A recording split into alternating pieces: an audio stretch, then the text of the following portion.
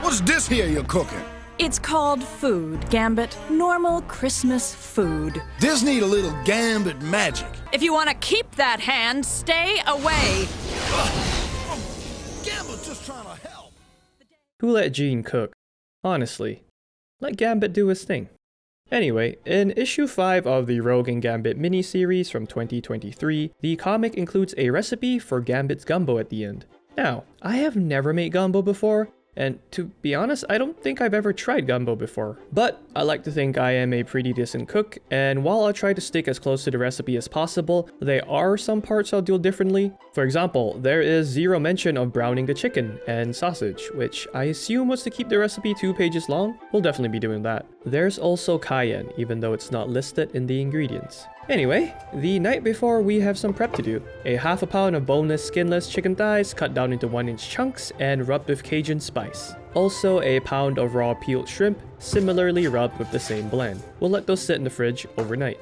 The next day, we'll prepare our 3 vegetables by chopping up onions, celery, and bell peppers. These 3 combine to make what is known in Cajun and Louisiana Creole cuisine as the Holy Trinity. You know, like Superman, Wonder Woman, and Batman. Then we have a pound of smoked andouille sausage, which we'll slice into smaller pieces before frying up. We'll follow that out with our chicken from the night before using the fat from the sausage, making sure both meats brown. The next part is probably the hardest one for me, making a roux out of 1 cup of vegetable oil and 1 cup of all-purpose flour in a Dutch oven. I've made roux in the past before using butter for sauces like a bechamel, but have never done it this way before. I think I ended up stirring on medium heat for maybe more than 40 minutes. To be honest, I'm not super happy with how my roux turned out. I think I was too afraid of burning it that I didn't let it get as dark as it should have. Baking the flour in the oven is apparently another way you can prepare the roux ahead of time, which I will likely try the next time I attempt this. But this recipe stresses that I should stand at the stove and stir like Gambit's ancestors intended, so that's what I did. Once your roux is good to go, and hopefully better than mine, add in your Holy Trinity and stir for a couple of minutes.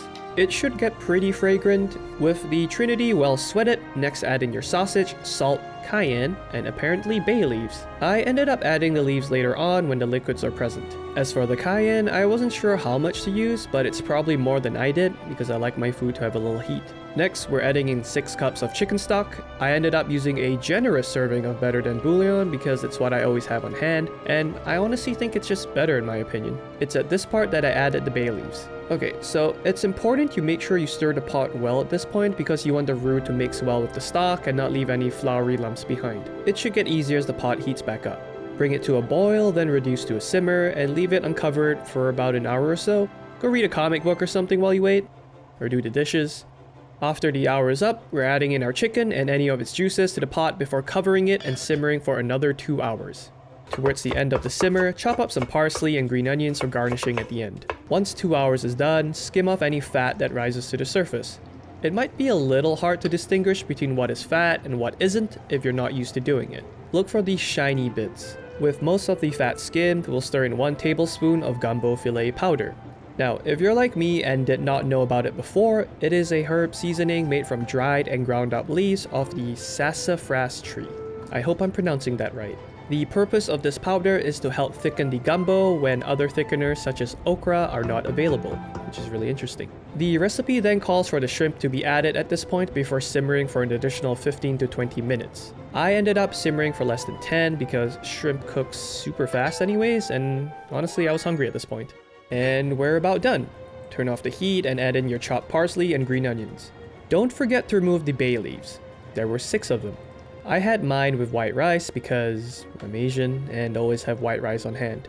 And honestly, it was pretty good, and I look forward to trying out some other gumbo recipes in the future. In conclusion, Jean was on some serious Karen energy when she stopped Gambit from cooking.